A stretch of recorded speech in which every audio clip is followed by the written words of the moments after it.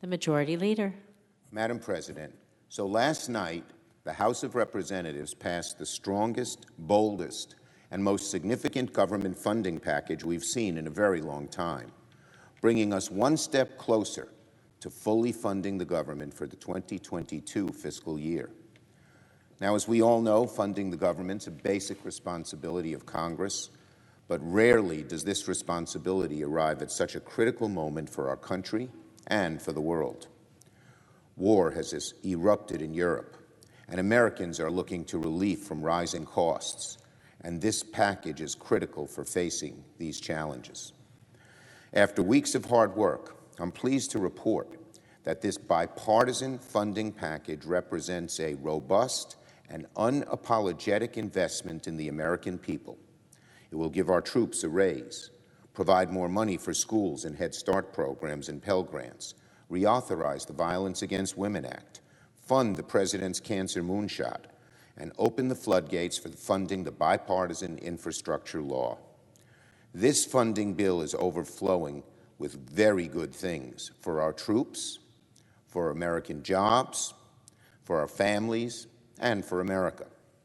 Once this bill arrives at the Senate, Republicans must work with Democrats to pass the bill as soon as possible, hopefully tonight. There is every reason in the world to believe that we can arrive at a path forward quickly. For one, the people of Ukraine need our immediate help, and this omnibus is the quickest and most direct way of getting them the help fast. At nearly $14 billion, Congress will approve more than double what the administration originally requested for Ukraine aid, and that is a huge accomplishment. We took the President's original request for Ukrainian aid, examined it, and added to it, and I can confidently say every last penny of this aid package will be money much needed and well spent. It will provide food, medicine, shelter, support for over 2 million refugees, and resources for Ukraine's ruined economy. It will also inject billions into military assistance. It will enable weapon transfers like Javelins and Stingers. It will reassure and strengthen NATO and add teeth to our defenses against Russia's malicious cyber warfare. And to every corrupt Russian oligarch that has dined off Putin's regime for years, beware. This package will increase the government's tools for hunting you down and holding you accountable. The Ukrainian people are fighting for their lives and fighting for the survival of their young democracy. Congress has a moral obligation to stand behind them as they resist the evils of Vladimir Putin and his campaign of carnage. The 2022 government funding bill is one way we're keeping that promise, and for that reason alone, it should pass the Senate as quickly as possible. But on the home front, as I already mentioned, there's lots of important things. This package increases investments across nearly every single domestic priority, very much needed.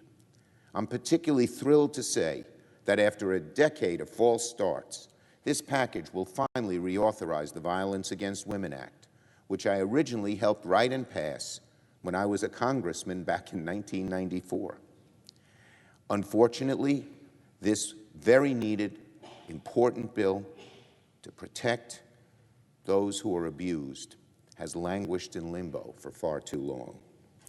VAWA is one of the most important pieces of legislation of the past 30 years, and once it's reauthorized, it will once again provide life-saving support for countless women who face sexual assault and domestic abuse.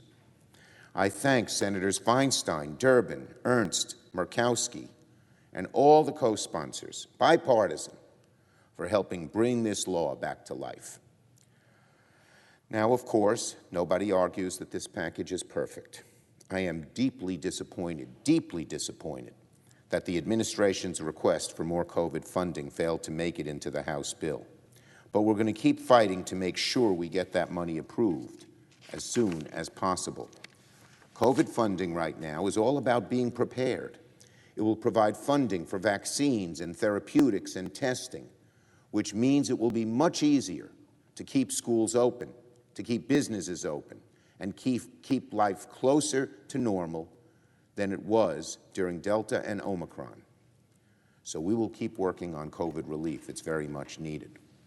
Now, we're not over the finish line yet, but I want to thank appropriators from both sides of the aisle, bipartisan, for putting this package together. Never an easy task. I especially thank Chairman Leahy for his leadership and his counsel over the course of this process. And I thank Ranking Member Shelby as well, and my House colleagues too, for working in good faith to make this bill possible. It's not been easy to draft this truly robust package, but after years of needless chaos and uncertainty under Donald Trump, this year Congress has been able to work together on a bipartisan basis to fund the government in a serious way. Now, the Senate must follow through in finishing the job by approving this bill quickly and sending it to the President's desk. So we still have some more work to do, but it's already been a remarkably busy and productive week here in the Senate. After nearly a decade of work, this week the Senate finally passed the largest postal reform bill in a very long time, with huge bipartisan support, I'm happy to say.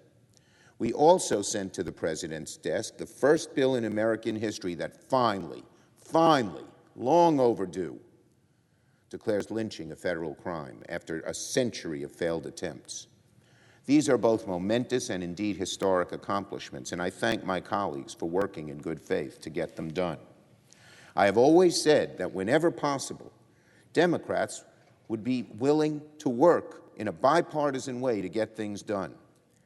And once the omnibus is done in this week, we will have achieved 3 major bipartisan accomplishments.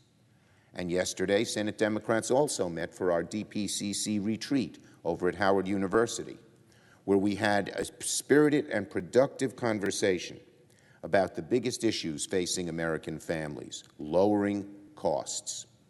As the world continues to struggle with COVID, supply chain disruptions, and Russia's war on Ukraine, Americans need relief on everything from energy costs, prescription drug costs, groceries, the cost of groceries, and meat, and so much more.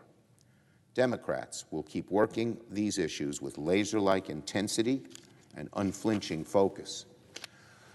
Moving forward, the Senate will also continue the process of considering and ultimately confirming President Biden's exceptional nominee to the United States Supreme Court, Judge Ketanji Brown Jackson. That Judge Jackson is qualified for the High Court is not in question. That she merits bipartisan support should not be disputed, because on 3 occasions she's already come before this chamber and has been embraced by people on both sides of the aisle. When Judge Jackson's confirmation hearings begin on March 21st, the entire nation will get to see what many of us in the Senate are learning for ourselves. Judge Jackson is brilliant, she is beloved, and she belongs on the Supreme Court, the 3 Bs. Brilliant, beloved, belongs. We have more work to do before this week comes to an end, but for now, I thank my colleagues for a very, very productive few days. I yield the floor and note the absence of a quorum. The clerk will call the roll. Ms. Baldwin.